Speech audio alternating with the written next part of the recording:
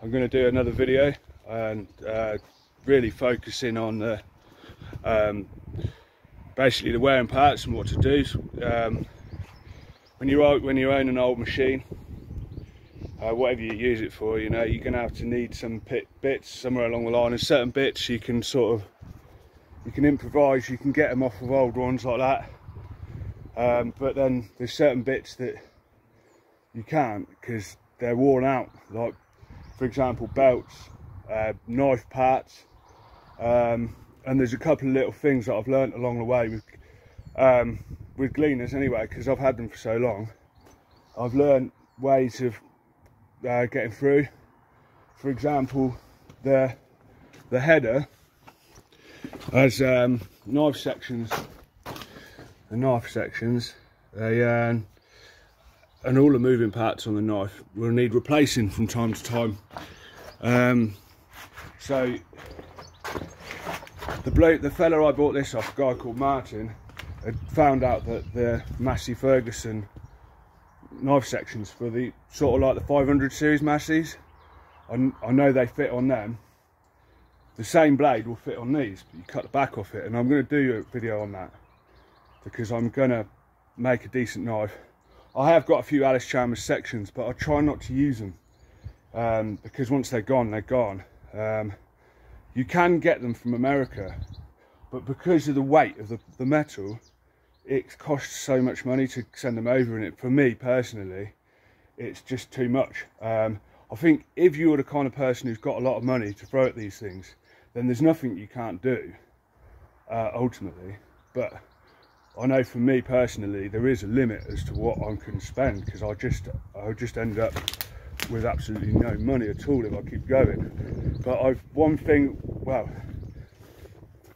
there is a couple of things that I do get sent over from the States, and they're belts. Because on these Gleaners, on these EA Gleaners, so from 1958 to 1962, most of the Gleaners came with a fixed drum speed. Later on, they had, as standard, they all had a drum variator, which my other combine has got. But the earlier Model A's had this double back belt here, and I've just fitted this a new one. And the old one weren't too bad, it's here, I'm going to keep that. But I thought in harvest I want to have all new belts on. That way there's more chance of it getting through harvest. And then there's another one, which as far as I know, fits all of them, all the British built ones anyway.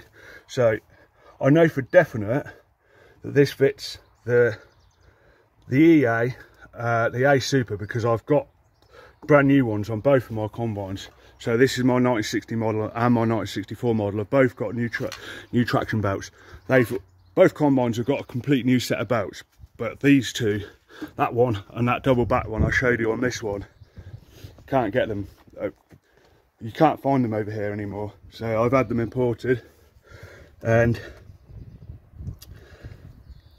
yeah. So basically my other combine doesn't have this. After 1962, they did away with this belt, and it was a little bit more of a simpler setup down here. So just for those people who do own Gleaners, see, I'm the kind of person I try and help as much as I can to sort of keep them all running, you know, because there ain't many of them left, and I like seeing the older machinery running. And I know that some people, you know, they go to these shows and they see the old combines and they see the old stuff, and they like it because it reminds them of, you know, the 70s and the 60s. I mean, I can't remember that, but you know, there are people out there that like to remember with their dad driving them or whatever. So it's good for me, it's good to keep them running, because you know, bit by bit they're all disappearing. So I'll just reference the part numbers. So if you ever do need or want to buy the belts for these, if you've got the internet, type on the internet OEM 711 70490. That's a traction belt, and that as far as I know fits all of the British built ones. and I know for sure it fits both mine because I've bought 2 of these. And or just type in Allis Chalmers Gleaner Model A belts, and they should all come up, but it'll be in America. There's American companies that sell them. They cost about 90 quid to get back here. That's all in all, so that's delivery and everything. And then this is the one I've just bought. Well, in fact, my dad got it for me off the internet, off of eBay. But that's OEM 71125980. That's your separator drive. But that's for your early EAs.